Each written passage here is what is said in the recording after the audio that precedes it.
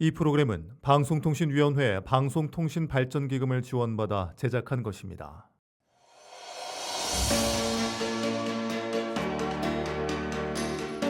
지역 MBC 8개사 공동 제작 특집 지역 생존 AI 프로젝트 우리 고향 부탁해 12부작 11부 AI 국가의 비전을 보여주어.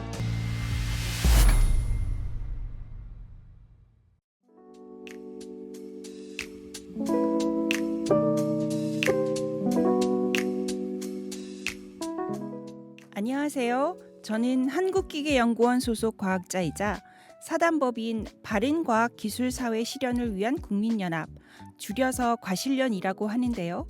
과실련 충청권 공동대표 임연희입니다. 당신은 누구인가요? 안녕하세요, 임연혜 박사님. 저는 인공지능 아바타 AI 유리입니다. 어떤 정보가 필요하신가요?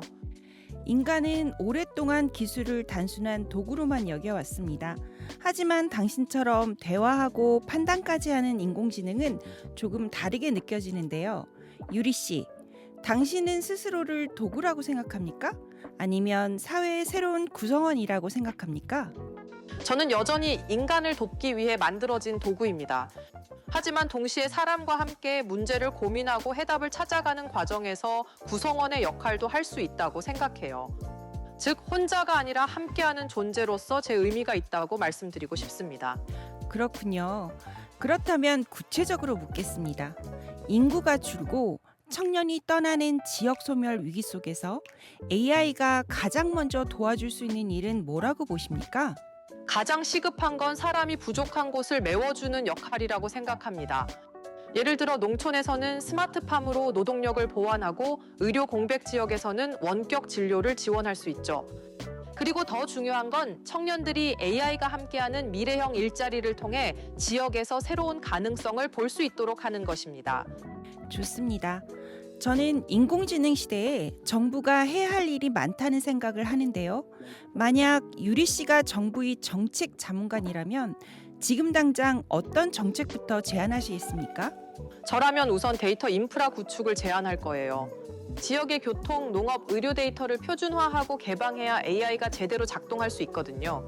그리고 동시에 지역 주민이 직접 참여하는 시범 사업을 늘려서 정책이 종이 위의 계획이 아니라 생활 속 변화로 느껴지도록 만드는 것이 필요합니다.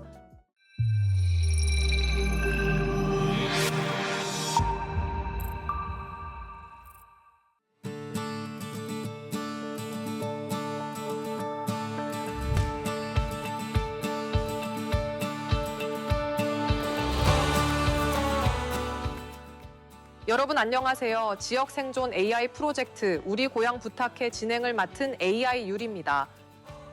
오늘은 자연을 닮은 기술로 미래를 설계하고 또 과학기술과 사회를 잇는 다리 역할을 하고 계신 분을 모셨습니다. 한국기계연구원에서 자연모사 표면과 첨단 센서를 연구하며 과학기술이 사람들의 삶을 어떻게 바꿀 수 있는지 끊임없이 고민해온 분이시죠. 뿐만 아니라 바른과학기술사회 실현을 위한 국민연합, 과실련의 충청권 공동대표로도 활동하시면서 과학기술과 시민사회를 연결하는 길을 만들어가고 계십니다.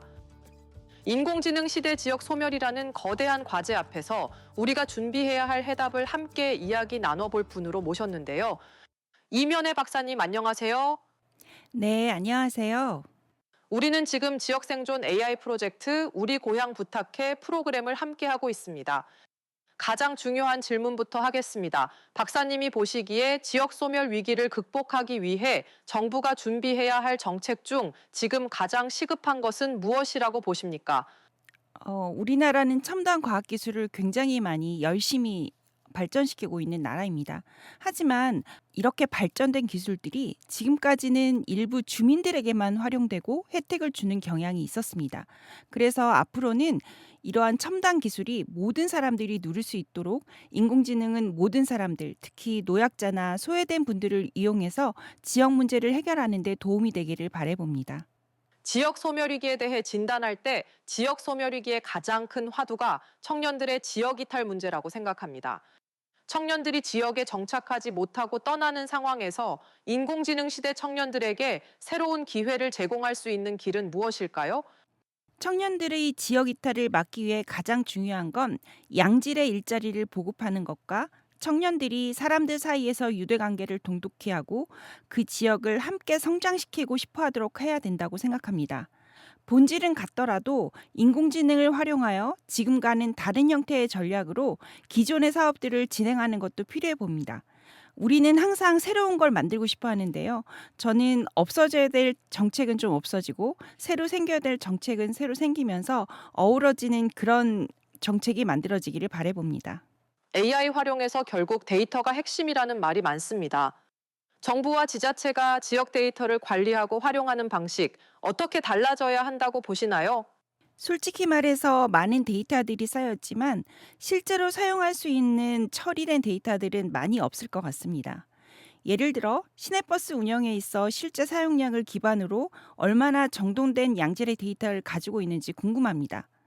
목적이 뚜렷해야 의미 있는 데이터를 얻을 수 있는데 정부에서 사용하는 데이터는 현황을 파악하기 위한 광범위 조사 데이터들만 많습니다.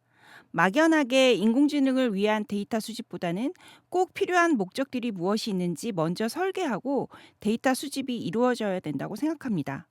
예를 들어 지역 축제를 말씀드릴 수 있는데요. 대전에서는 영시축제를 굉장히 발전시키고자 합니다. 하지만 영시축제에 참가하시는 분들이 어떤 목적으로 오는지, 연령은 어떤지, 무엇을 가장 좋아하는지 그런 데이터들이 처음부터 설계되고 데이터가 수집되어야 다음 축제할 때 훨씬 더 좋은 의미 있는 축제를 만들 수 있을 거라고 생각을 하거든요. 또한 주민들이 기술을 신뢰하고 받아들이는 게 무엇보다 중요합니다. 특히 고령층이 많은 지역에서 AI가 어떤 방식으로 다가가야 한다고 보십니까? 고령층은 사실 인공지능이 너무나 어려운 이야기입니다. 그래서 저는 고령층이야말로 LLM 기술이 가장 중요하다고 생각합니다. 혼자 계시는 분들이 심심하지 않도록 LLM이 다가가서 말벗이나 기본 생활을 유지하는 데 빨리 투입이 되어서 활용되어지기를 바라봅니다. 박사님은 과실령 공동대표로도 활동 중이신데요. 과학기술 정책이 시민사회와 잘 연결되려면 무엇이 필요하다고 보십니까? 약간의 오지라퍼 정신이 필요하다고 생각합니다. 요즘은 과학기술이 경제의 논리로만 운영되고 있습니다. 물론 현재 국제 정세나 발전 속도를 볼 때 당연히 빠르게 과학기술을 발전시켜야 함은 물론인데요.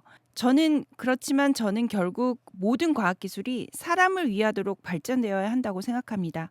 그러려면 먼저 사람을 사랑하고 배려하는 마음이 우선시 되어야 하므로 핵 개인의 사회가 커지고 있지만 인간 본연의 속성인 사회적 동물로서의 삶에 대한 만족을 느끼도록 제도나 정책들이 이루어져야 된다고 생각하고 있습니다. 따라서 과학기술인들이 사회 리더로서 책임감을 가지도록 교육되어야 하고 이러한 활동들을 조직이나 개인들이 존중해주고 참여해 주었으면 좋겠습니다. 마지막으로 박사님께서 생각하시는 인공지능 시대의 지역 생존 전략에 대해 정부에 요구하고 싶은 제안이 있다면 어떤 걸 제안하고 싶으신가요? 우리나라는 작은 나라입니다. 제가 작다는 건 크기가 작다는 건데요. 지자체가 정부처럼 운영되면 안 된다고 생각하고 있습니다. 정부와 지자체의 역할을 명확히 하고 모든 지자체들이 상생하는 정책과 제도가 필요합니다. 특히 요즘처럼 국가 간 경쟁이 심화되는 상태에서 더더욱 정부와 지자체의 역할 분담이 필요하다고 생각하고 있습니다.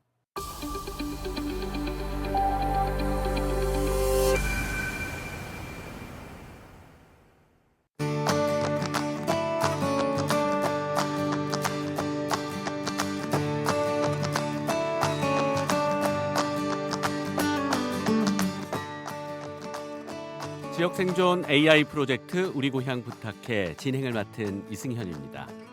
우리 일상으로 다가온 AI와의 협업을 통해 지역 소멸 문제를 풀어보는 시간인데요. 오늘은 그 11번째 시간으로 AI 국가의 비전을 보여줘란 제목으로 이야기를 나누고 있습니다. 오늘도 백유리 아나운서를 모델로 만든 인공지능 아바타 AI 유리가 진행자로 나섰고요. 앞서 임현의 박사와 인터뷰를 진행했습니다. 제가 인터뷰를 이어가겠습니다. 임현의 박사님 안녕하세요. 네, 안녕하세요. 네, 이제 바른 과학기술 사회 실현을 위한 국민연합 과실연 이곳에서는 좀 더 시민들 그리고 윤리적인 그리고 사람을 중심으로 한 활동을 실천적인 활동을 하고 있는 것 같은데요. 그 중에서 임현의 박사님께서는 공동 대표로서 어떤 활동들을 해 오셨나요? 저도 이게 이제 부캐로 하는 거기 때문에 본업은 있고 부캐로 하는 거기 때문에 사실 너무 죄송스럽게도 엄청난 일은 하고 있지 못하지만 그래도 어쨌든 그 무언가 잘못하고 있을 때 조금 같이 모여서 목소리를 낼 수 있는 일을 하고 그리고 지금은 좀 더 저는 이제 충청권 공동대표니까요. 네. 충청권에 있는 작년에 했던 가장 큰 행사는 지금 그 인력이 부족해서 사실 우리나라 학생들이 잘 연구하게 하는 것도 중요하지만 외국에서 인재들을 이제 데려와서 지금 같이 연구를 하고 있거든요. 근데 과연 그 외국에서 온 친구들이 얼마나 한국에 정착을 하면서 지내고 있는지 혹시 생각해 보셨어요? 좀 어렵게 지내고 있겠지요. 네, 왜냐하면 그래서 저희도 그 한국어 수업을 굉장히 강화를 하고 있는데 네. 외국인은 당연히 영어를 써야 된다 그러고 한국인은 한국어를 하고 그래서 그 학생들이 마트에 가서 물건 하나 사기도 굉장히 어렵거든요. 그래서 이렇게 좀 더 한국을 근데 그 학생들은 굉장히 한국에 정착을 하고 싶어 해요. 그래서 그들의 문화를 인정해주고 그러면서도 이제 우리 한국인으로 잘 기여해서 우리나라에서 기여할 수 있도록 하는 그런 걸 위해서 뭐 축제를 연다든지 네. 그런 일을 한번 해본 적이 있습니다. 이제 뭐 인구 감소 시대에 이제 외국인들이 특히나 이제 고급 인력들, 그렇죠. 고급 외국 네, 두뇌들이 비자를 정식으로 받고 또 경제 활동도 할 수 있도록 법제적인 문제도 필요할 것 같고요. 또 네, 교육부에서도 과학기술부에서도 여러 부처가 좀 협업하는 일들도 필요할 것 같고 바른 과학기술 사회 실현을 위한 국민연합에서도 또 그런 실천적인 일도 하고 계실 것 같습니다. 앞서 인공지능 아바타 AI 유리와 인터뷰를 해보셨는데 어떠셨어요? 저는 인공지능이 구성원이라고 생각한다는 그 말이 멘트가 굉장히 인상적이었습니다. 그 부분이 인상적이었군요. 네, 네, 또 네. 임현의 박사님께서는 AI를 워낙 잘 활용하고 계시고 그 구조를 잘 알고 계시기 때문에 이런 답변은 이런 질문을 했기 때문에 나온 것이다라고 생각을 해서 네. 다 예측 범위 안에 있었군요. 질문도 그렇고 답변도 그렇고요. 그게 AI의 장점이지 않을까요? 그렇군요. 네. 네, 앞서 AI 유리와의 대화에서 정부의 정책 자문관이라면 지금 당장 어떤 정책부터 제안하시겠습니까? 라는 질문에 대해서 이런 답변이 있었습니다. 데이터 인프라 구축에 대한 제안, 이게 필요하다고 했고 네. 또 지역 주민이 참여하는 시범 사업도 늘려야 한다. 이렇게 AI 유리가 대답을 했습니다. 네, 맞습니다. 이런 답변은 좀 마음에 드시나요? 굉장히 잘 정리된 답변을 주었다고 생각을 합니다. 네. 근데 저는 이제 꼭 드리고 싶은 말씀이 요즘 이렇게 잘 정리된 대답은 굉장히 많은데 실제 이게 실행 가능하냐? 네. 그리고 얼마나 실행되느냐가 문제라고 생각을 합니다. 그래서 그러니까 AI가 정답은 얘기해 줄 수 있는데 그게 실제 우리 생활에 스며들기 위해서는 결국 나라는 돈이 한정된 예산밖에 없고 네. 모든 곳에서 예산을 다 달라고 하고 그래서 선택과 집중을 할 수밖에 없는 상태라 결국 선택과 집중을 하게 될 텐데 그럴 경우 또 그게 맞는지 누가 판단을 할 수 있죠. 그래서 굉장히 어려운 상황이라고 생각을 하고 있습니다. 오늘 주제가 국가의 비전인데요. 박사님께서 정부의 정책 자문관이라면 지금 당장 어떤 정책을 제안하실 수 있을까요? 좀 도발적이고 포괄적인 질문이긴 합니다. 질문 드리면서도 좀 죄송하긴 한데요. 네, 사실 지금 굉장히 새 정부가 들어서면서 이제 저희 과학계에서는 AI만 보이고 과학기술은 안 보인다 이 이야기가 나올 정도로 지금 온 나라가 AI가 중요하고 또 열심히 하고 있고 그래서 오늘도 저희 그런 얘기를 하고 있고 저는 그 흐름이 틀리지 않다고 생각하고 있습니다. 네. 저는 요즘 무슨 생각을 하냐면 우리나라가 일본하고 이렇게 비교해 봤을 때 우리나라는 조선시대에 이제에서 대한민국으로 바뀔 때 쇄국 정치를 했죠. 네. 예, 그래서 그때 이제 한 발 일본에게 좀 뒤져가지고 한참 고생을 했는데 네. 지금 약간 그런 상태가 아닐까? 다시 돌아가 보면 그래서 AI를 지금 얼마나 받아들이냐에 따라서 사실 앞으로의 흥망승쇠가 조금 관련이 있기 때문에 네. 정부에서 굉장한 그 예산을 투입해서 발빠르게 움직이는 건 맞다고 생각은 하고 있는데 네. 그렇지만 이게 돈만 들어간다고 되는 일도 아니고요. 우리나라는 굉장히 사이즈가 작은 나라예요. 네. 나라도 크기도 작고 인구도 작고 작고 그리고 경제 규모도 작을 수밖에 없는데 이 정도 3위를 사실 이야기한다는 것 자체가 우리나라가 정말 대단한 나라인 건 맞는 것 같습니다. 그래서 지금 이제 많은 리소스를 투여해서 아까 얘기한 대로 AI나 그런 것들에 대한 것들을 막 앞서 나가야겠지만 그렇지만 모든 걸 다 한꺼번에 할 수는 없거든요. 네. 그래서 저는 국민들에게 장기, 중기, 단기 계획을 좀 정부가 얘기해 줬으면 좋겠어요. 그러니까 네. 로드맵을 좀 보여줬으면 좋겠다는 생각이 들어요. 지금은 이제 일단 포문을 여는 데에만 너무 포커스가 돼 있거든요. 그래서 항상 모든 정책들이 그 정권에서 모든 결과를 다 얻으려고 하시는 경향이 5년 좀 안에. 있죠. 네. 예, 그래서 그런 거보다는 우리는 5년만 살고 말 거 아니거든요. 그렇죠. 그런 멀리도 좀 바라볼 수 있는 그런 안목을 가지고 정책을 좀 제시해 주면 어떨까 정부가 그런 생각을 하고 있습니다. 저희가 그동안 지역 소멸 위기를 인공지능을 도구로 해법을 모색하는 프로젝트를 해왔는데요. 박사님은 그 인공지능이 지역 소멸 위기의 해법이 될 거라고 생각을 하시나요? 예. 저는 그렇게 될 거라고 생각을 하고 있는 게요.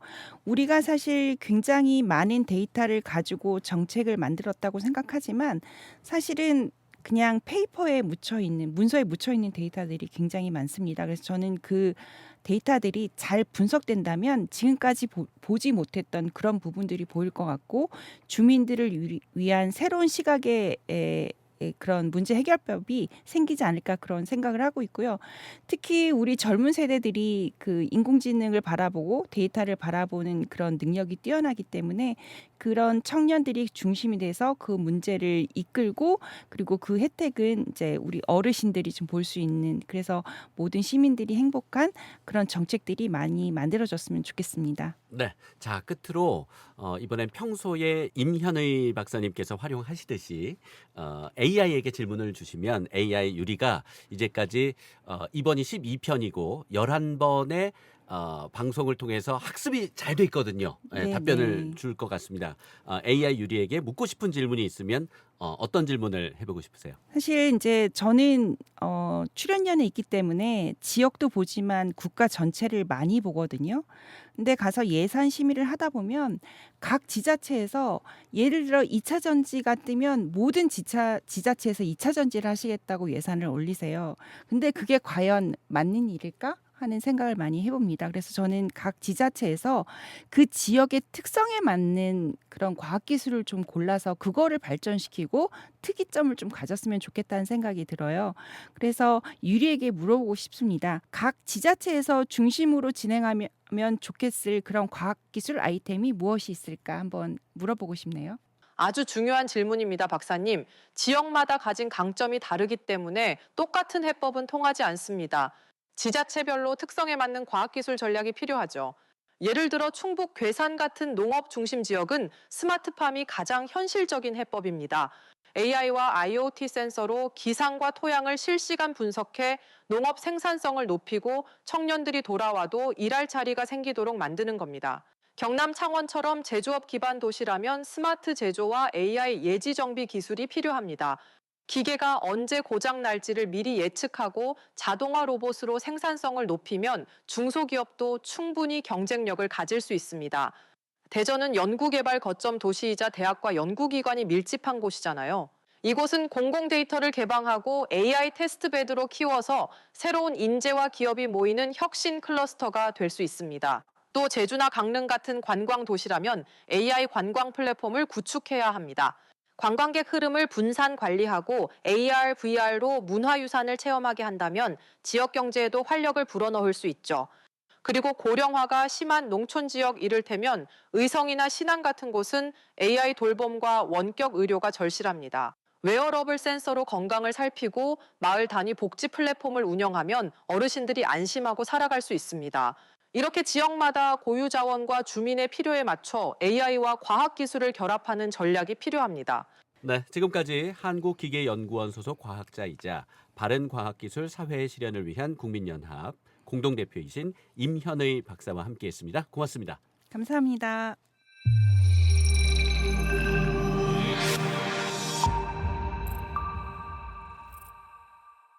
지역 MBC 8개사 공동제작 지역생존 AI 프로젝트 우리 고향 부탁해 12부작, 11부 AI 국가의 비전을 보여줘 함께하고 계십니다.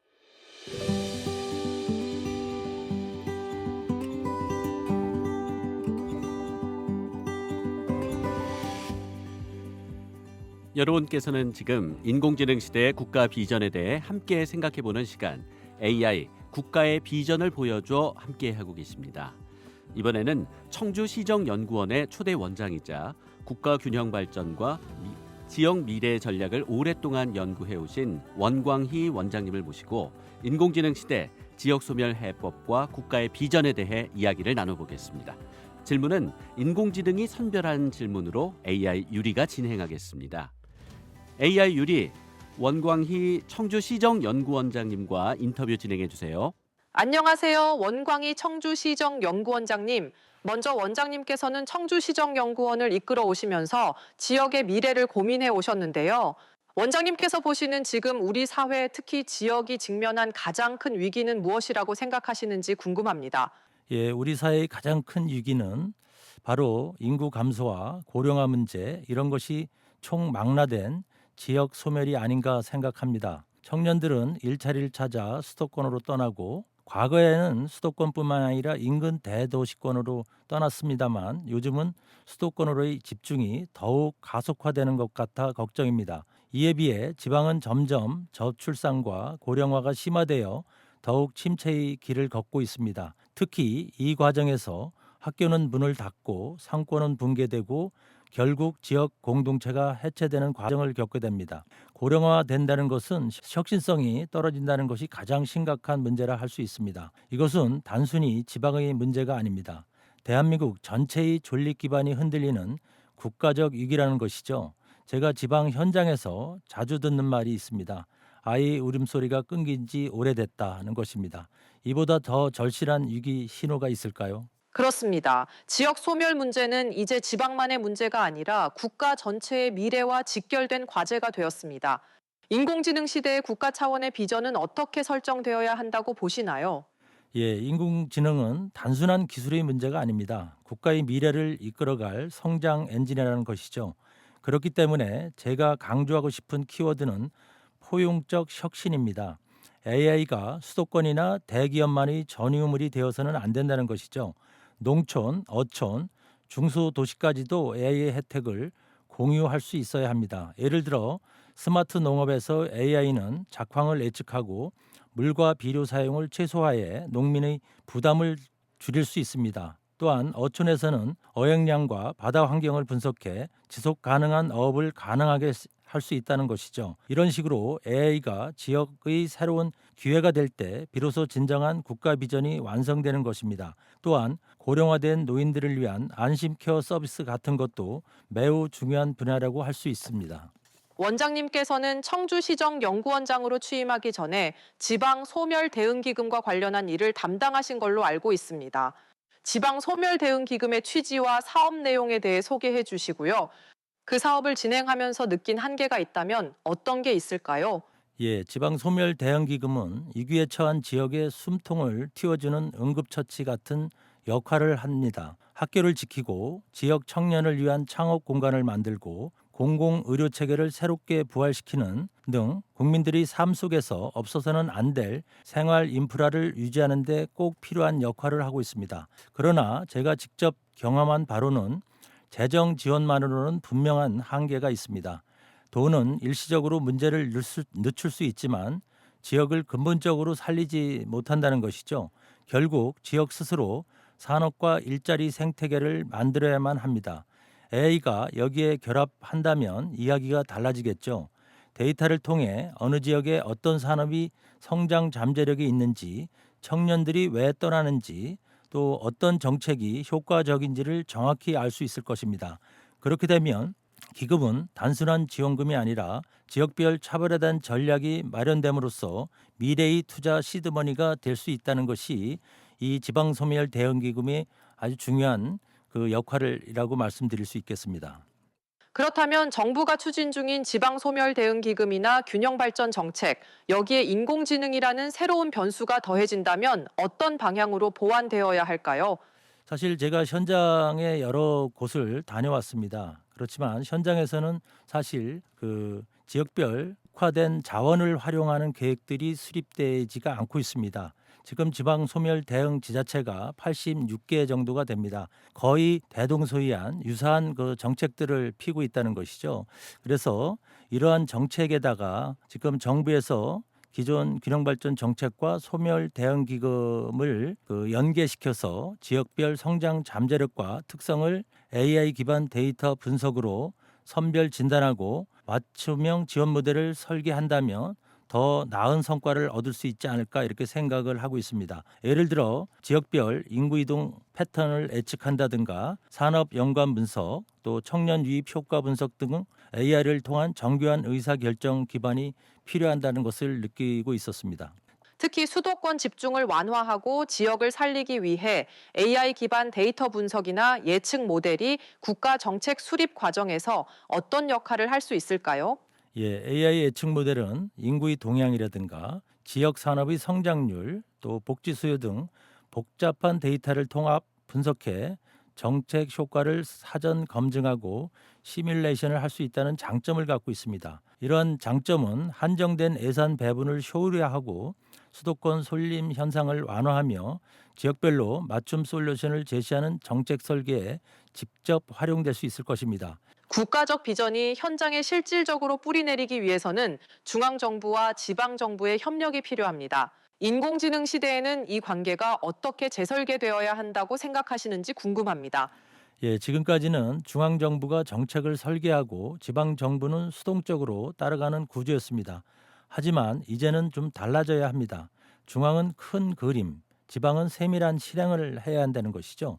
그리고 그 둘을 연결하는 다리가 바로 AI 플랫폼과 데이터 공유 체계가 되어야 한다고 생각합니다. 즉, 중앙과 지방이 경쟁하는 관계가 아니라 파트너십 모델로 전환해야 한다는 것입니다. 그래야 국가 비전이 현장에 뿌리를 내릴 수 있을 것입니다. 마지막 질문입니다. AI 발전이 가져올 사회적 변화는 우리가 상상하는 것 이상일지도 모릅니다. 그렇다면 20년, 50년 뒤 대한민국의 미래상은 어떤 키워드로 정리할 수 있을까요? 예, 20년 뒤 대한민국은 지속 가능한 분권 사회가 되어야 한다고 생각합니다. 수도권과 지방이 서로를 보완하며 성장하는 사회를 말하는 것이죠. 그리고 50년 뒤 대한민국은 AI와 공존하는 포용 국가가 될 것입니다. 기술이 인간을 지배하는 것이 아니라 인간이 가치와 공동체 정신을 지키면서 AI와 함께 살아가는 나라, 그것이 제가 꿈꾸는 미래의 대한민국이 아닐까 이런 생각을 해봤습니다.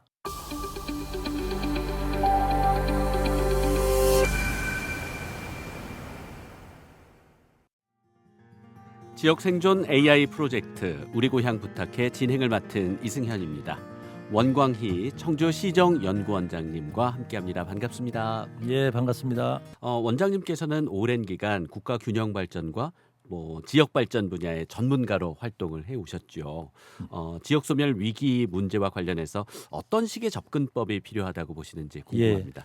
이러한 지역 소멸 문제가 단순한 인구 감소의 문제인가부터 우리가 퀘션 마크를 던져보게 됩니다. 그래서 저희가 볼 때 사회 경제 인구 구조가 복잡하게 얽혀 있다는 것이죠. 따라서 접근법도 다층적으로 접근해야 된다는 생각을 많이 갖고 있습니다. 한 3가지 정도 말씀드리면 지역별 특화 연구와 산업 육성이 제대로 되고 있느냐 하는 것이죠. 86개 지자체가 거의 유사한 농산어촌 중심의 산업을 갖고 있는 지자체라는 것이죠. 과연 여기서 그들만의 특화된 산업을 모색할 수 있을까? 이런 고민도 우리가 할 수 있게 됐고요. 또 하나는 이제 청년과 기업을 잇는 네트워크를 구축해야 한다는데 과연 혁신적인 젊은 인구들이 없는 그런 지자체에서 그런 혁신가들을 어떻게 유입시키고 또 육성시킬 것이냐, 이런 부분도 우리가 또 고민해야 될 부분이 아닌가 보여집니다. 마지막으로 모든 정책은 데이터 기반의 의사결정으로 가야 하는데 과연 현장에서 그런 부분에 아직도 좀 낯설어하고 적용하기가 어려운 구조적인 단면을 갖고 있는데, 이런 부분을 좀 새롭게 적용하고 지역의 정책에 적용하지 않으면 우리가 살아남기가 어렵지 않나 이렇게 생각을 해오고 있습니다. 네, 지역 생존 AI 프로젝트 우리 고향 부탁해 이번 주제는 국가의 비전입니다. 원장님께서 보시기에 우리나라는 인공지능과 관련해서 충분한 비전을 갖고 있다고 보시는지 그 평가도 좀 궁금하고요. 또 그 비전이 지역 소멸 위기를 극복하는 데 좀 도움이 될 수 있을까? 이 부분에 대해서는 어떻게 평가하시는지요? 예, 상당히 많은 학자들이 또 전문가들이 그 긍정적으로 좀 평가를 하고 있는 것 같습니다. 저 또한 우리나라의 국가 AI 비전인 기술, 인재, 플랫폼 측면에서 상당한 성과를 거두고 있다고 이렇게 자평도 하고 있는데요. 결국은 이제 글로벌 경쟁력이 있느냐의 이제 문제죠. 아까도 그 어떤 분이 말씀하셨듯이 1, 2위가 미국과 중국인데 과연 3위와의 격차가 10%인지 30%인지 이거에 따라서 격차가 상당히 이제 벌어질 수 있다는 말씀을 하셨는데요. 바로 이러한 그 국가적인 비전이 그 제일 말단인 그 시군구까지 어떻게 전파가 되고 확산되고 체험할 수 있느냐 뭐 이런 부분입니다. 그런데 아직은 그러한 부분에서 연결고리를 못 찾고 있지 않나 이렇게 보여지고요. 그래서 결국은 비전은 선언에 그쳐서는 안 되고 지역 소멸 극복에 실질적으로 기여할 수 있는 차별화된 혁신 전략으로 전환돼야 된다는 것이 그 매우 중요하지 않나 이렇게 생각을 하고 있습니다. AI 시대의 국가의 역할뿐만 아니라 시민 개개인의 삶 속에서 어떤 변화를 좀 준비해야 된다고 보시는지요? 예, 결국은 이제 제일 이용자 중심의 그 정보가 확산되고 착근돼야만 그것이 이제 성과로 전환될 수 있습니다. 그래서 AI 시대에 정부와 기업만 준비한다고 되는 것이 아니죠. 결국 시민 개개인의 변화도 필요하다는 것입니다. 이를 위해서 평색 학습을 통해서 디지털 역량을 강화시켜 나가는 노력들, 또 미래 직업 역량을 개발해 끊임없이 자기 혁신을 해야 한다는 부분, 또 공동체와 연대 윤리식을 강화하는 부분, 결국은 AI가 효율성은 높여줄 수 있을 것입니다. 그렇지만 결국 지역을 지키는 건 사람과의 관계이기 때문에 이것을 어떻게 적절히 잘 활용할 수 있느냐 하는 부분이 우리가 관심을 가져야 된다 이렇게 말씀드릴 수 있습니다. 네, AI 시대의 지역 소멸 해법 결국 우리는 어떤 마음가짐, 어떤 태도를 갖고 대해야 된다고 생각하시는지? 예, 한 세 가지 정도로 말씀드릴 수 있겠는데요. 첫 번째는 도전입니다. 변화를 두려워하지 않고 적극적으로 맞이하는 태도입니다. 우리가 사용하지 않는다고 이제 그 배척되는 그런 기술이 아니라는 것이죠. 그리고 두 번째는 혁신입니다. 기존 방식에 안주하지 않고 새로운 길을 개척하려는 의지라는 것입니다. 이 외에 인공지능 시대의 지역 소멸 위기와 국가의 비전과 관련해서 하고 싶은 말씀이 있다면 해주시죠. 예, 한 가지를 꼭 강조하고 싶은데요. 국가 정책이나 기술, 시민사회가 한 방향으로 협력해야만 진정한 균형 발전이 이루어진다는 것을 현장에서 체득을 해봤습니다.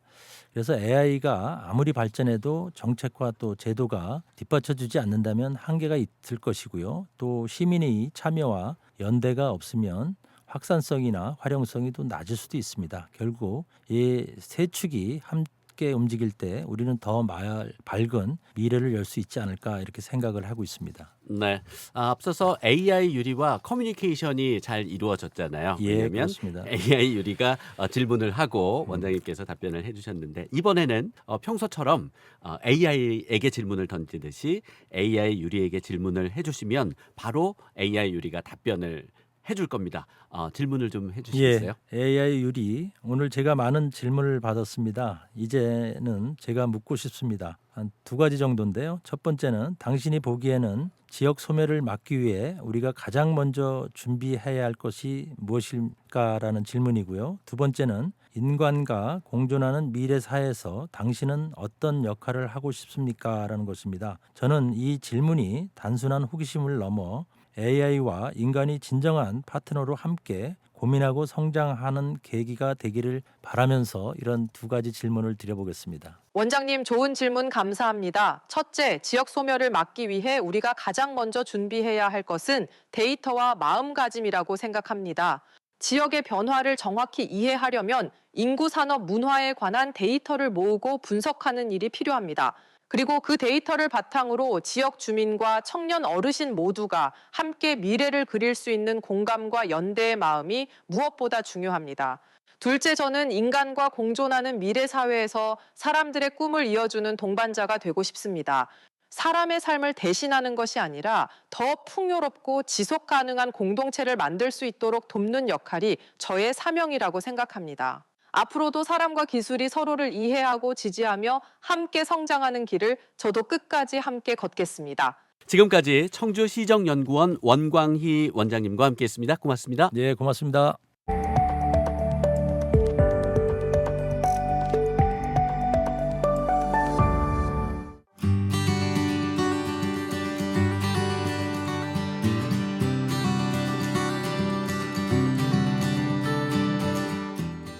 안녕하세요. 반갑습니다. 저는 아나운서 박지연이고요. 오늘도 인공지능 기반의 비정형 데이터를 분석해 보겠습니다. 오늘 함께 분석해 볼 키워드는 국가의 비전을 보여줘입니다. 먼저 검색창에 AI 정책과 국가 비전이라는 단어를 넣어봤고요. 2024년 8월부터 2025년 7월까지 약 1년간의 데이터를 통해서 우리 사회가 국가의 비전을 어떻게 바라보고 있는지 소셜 빅데이터를 통해서 분석해 보겠습니다. 먼저 전체 언급량을 보시죠. 2024년 하반기 이후에 온라인 관심이 급격히 확산되면서 2025년 6월에는 최고치인 약 14만 건을 기록했습니다. 지난 2년간의 추이를 보면 초기인 2023년 하반기에는 월 5만 건 수준에 머물렀지만 2024년 하반기부터 점진적으로 증가하다가 올해 상반기에는 뚜렷한 급등세를 보였습니다. 특히 2025년 3월 약 12만 건이었고요. 또 6월 보시면 14만 건으로 최고치를 기록합니다. 사회 전반적으로 국가 비전 논의가 급격히 확대되고 있음을 알 수가 있습니다. 이제 우리 국가의 비전 담론은 단순한 논의 수준을 넘어서 국민적인 공감대와 정책적 실행을 요구하는 사회적 의제로 부상하고 있습니다. 전체 데이터를 작성자 유형별로 살펴보면요. 언론이 약 63%를 차지하고요. 이 담론을 주도하고 있음을 알 수 있습니다. 뉴스 보도를 통해서 국가 비전 이슈가 빠르게 확산된 결과를 보여주는데요. 흥미로운 점은 소비자의 참여가 급격히 증가하고 있다는 겁니다. 지난해까지는 언론 주도의 일방적인 담론이 강했지만 올해 들어서는 일반 시민의 온라인 참여가 전체의 36%를 차지하면서 정책 담론이 사회적 공감대로 확장되고 있음을 알 수 있습니다. 즉 국가의 미래에 대한 논의가 전문가나 정부 중심에서 벗어나서 이제 국민 참여형 공론장으로 자리 잡고 있다는 거죠. 채널별로 보시면 뉴스 채널이 전체 추세를 견인하면서 언론 중심의 논의가 형성돼 있습니다. 블로그 채널이 약 27%를 차지하면서 심층 분석과 개인 의견을 담은 장문의 글을 통해서 사회적 담론 확산에 기여했습니다. 커뮤니티와 카페는 소규모지만 생활 속의 의견 교환 공간으로 기능했고요. SNS는 시의성이 있는 반응 확산 채널로 작동했습니다. 그러니까 뉴스에서 출발한 논의가 블로그와 커뮤니티로 퍼지면서 국민적 공감대가 점차 구체적인 논의로 이어지는 구조인 것으로 보입니다. 다음으로는 AI 정책과 국가 비전 관련 연관 검색어 분석으로 넘어가 볼 텐데요. 가장 눈에 띄는 연관 검색어는 이재명, 미래, AI 기술, 또 총선 이런 단어들입니다. 안정적으로 언급된 대표 키워드는 미래, 인공지능, 기술이었습니다. 국가 비전이 결국 미래 산업 전략과 기술 혁신에 초점을 맞추고 있음을 확인할 수가 있습니다. 또 새롭게 등장한 인 키워드로는요. 흥미롭게도 트럼프가 있죠. 국제 정치 키워드가 같이 올라 있고요. 또 실질적, 이유, 수혜 같은 구체성 또 효용성을 강조하는 담론이 새롭게 떠오르고 있습니다. 국가 비전에 대한 논의가 추상적인 구호를 넘어서 실질적인 효과와 혜택에 대한 요구로 확장되고 있음을 보여줍니다. 자, 이렇게 빅데이터를 활용해서 검색량을 분석해 봤는데요. 이번 분석을 통해서 이 국가 비전에 대한 사회적 관심이 양적으로 크게 확대됐고 또 그 참여 주체가 언론 중심에서 시민 참여 중심으로 이동하고 있음을 알 수 있습니다. 이 논의의 초점이 선언에서 실행으로 옮겨가고 있고요. 국민들도 이제 구체적인 성과와 실질적인 효과를 요구하고 있었습니다. 지금까지 인공지능 기반 빅데이터 분석 함께 하셨습니다. 아나운서 박지연이었습니다.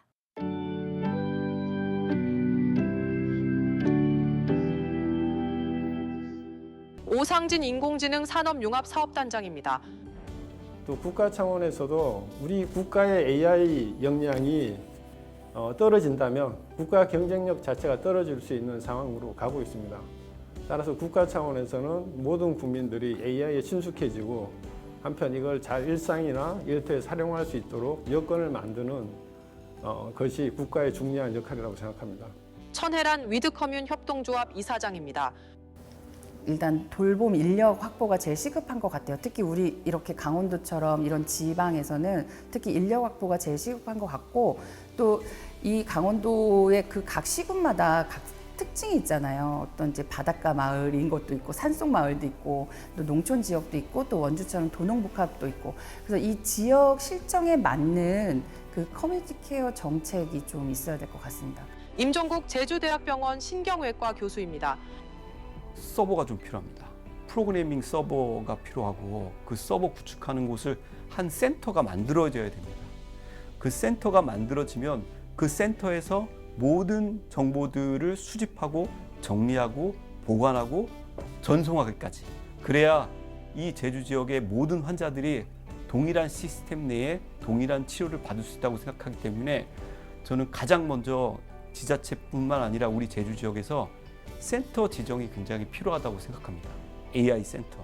임성돈 상지대학교 스마트팜 생명과학과 교수입니다. 결국에는 우리가 먹고 사는 문제에 있어서는 농업은 국가에서 꼭 지켜야 되는 산업이라고 저는 생각을 하고 있습니다. 장기적으로 청년들을 지원할 수 있는 프로그램들을 좀 만들었으면 좋겠습니다. 거의 대부분 농업을 처음 하는 농가들이 와서 1년, 2년이 지나고 3년부터는 이제 이자와 이런 것들을 이제 원금을 갚아내기 시작하는데요. 실제로 그 3년이랑 4년 안에 처음 시작하는 농업에 경쟁력 있게 이렇게 수익을 많이 내기가 실제로 어렵습니다. 그래서 이런 것들을 좀 지금 현재도 좀 길게 해주고 있고 저리로고는 알고 있는데요. 이것들을 조금 더 확대를 해야 되지 않을까라는 생각을 하고 있습니다.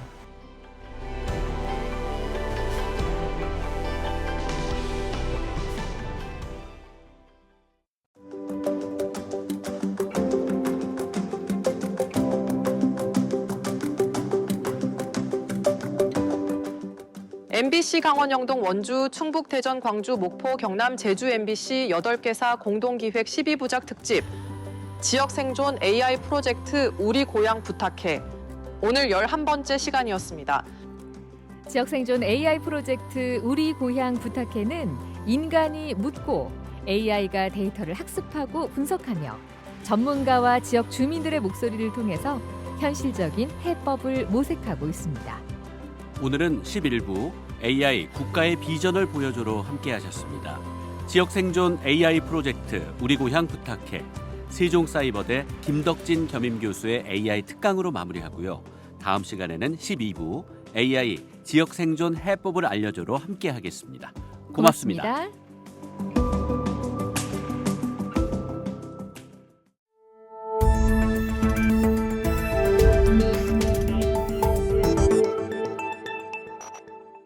안녕하세요, 김덕진입니다. 오늘은요 조금은 철학적일 수도 있고 또 동시에 매우 현실적인 질문으로 한번 시작해 보도록 하죠. 우리는 AI와 사랑에 빠질 수 있을까요? 여러분 혹시 영화 허, 그녀 보셨나요? 주인공은요 자신의 일상을 함께하는 AI 음성 비서인 사만다와 사랑에 빠집니다. 처음엔 친구처럼 시작하지만 점점 감정이 생기고 결국 깊은 관계로 이어지는 것이죠. 이건 더 이상 영화 속 이야기만이 아닙니다. 요즘 등장하는 AI들, 특히나 인공지능 컴패니언이라고 불리는 녀석들은요, 단순히 정보 제공을 넘어서서 정서적 교감이나 위로, 대화, 공감까지 시도하고 있습니다. 즉, 우리가 감정을 느낄 수 있도록 설계된 AI, 이게 바로 컴패니언 AI입니다. 미국에서는 실제로 이 AI 연인을 앱으로 제공하는 서비스가 유행하고 있는데요. 가장 대표적인 앱 중에 하나가 레플리카라는 서비스입니다. 이 앱에서는 사용자가 AI 아바타를 직접 디자인하고 그와 매일 대화하면서 관계를 쌓아갈 수 있습니다. 오늘 하루 어땠어? 네가 있어서 다행이야. 이런 말들을 사람이 AI한테 매일 듣다 보면 실제 인간과의 관계처럼 느껴진다라는 사람들이 생기고 있는 것이죠. 그렇다면 AI가 사람처럼 느껴지는 이유는 뭘까요? 그 중심에는 바로 튜링 테스트가 있습니다. 1950년 컴퓨터 과학자 앨런 튜링이 제안한 실험입니다. 사람과 컴퓨터 중에 누가 말하고 있는지 구별하지 못하게 된다라고 된다면 그 AI는 생각하는 존재로 인정받을 수 있다는 개념이죠. 그러다 보니까 우리는요, 때때로 그 AI가 나를 이해하고 있다라고 착각하게 됩니다. 물론 여기에는 찬반이 좀 갈립니다. 인공지능은 감정이 없는데 이 사랑을 느낀다는 건 착각이다. 이런 시각이 있는 반면에요. 사람에게 필요한 건 기술이 아니라 관심과 응답이다. 이렇게 AI와 교감을 긍정적으로 보는 시각도 있습니다. 특히 지금처럼 고령화 사회, 혼자 사는 1인 가구, 정신건강 이슈가 큰 사회에서는요, 이런 컴패니언 AI가 실제로 도움이 된다는 연구도 많이 있습니다. 목소리, 시선, 감정 분석까지 가능한 AI 챗봇이나 디바이스도 등장하고 있는데요. 내가 피곤한 날에 말투가 더 부드러워지고 슬퍼 보일 때는 괜찮아요? 라고 먼저 물어봅니다. 이런 정서적 동반자로서의 역할은 사람에게 예상보다 더 큰 위로와 안정감을 줍니다. AI가 감정을 이해하는 것처럼 보이는 능력이 커질수록 우리는 점점 더 많은 감정을 그들과 나누게 됩니다. 하지만 중요한 거는요, 우리가 그 관계를 어떻게 정의하고 어떻게 균형 잡힌 시선으로 다룰 수 있을지에 대한 고민입니다. AI 음성 비서 사만다와 사랑에 빠진 영화 허, 그 영화 속 배경이 몇 년도인지 아시나요? 바로 우리가 사는 지금 2025년입니다. 우리가 AI와 관계에 대해서 고민하는 시점이 미래가 아닌 바로 지금이어야 하는 이유입니다.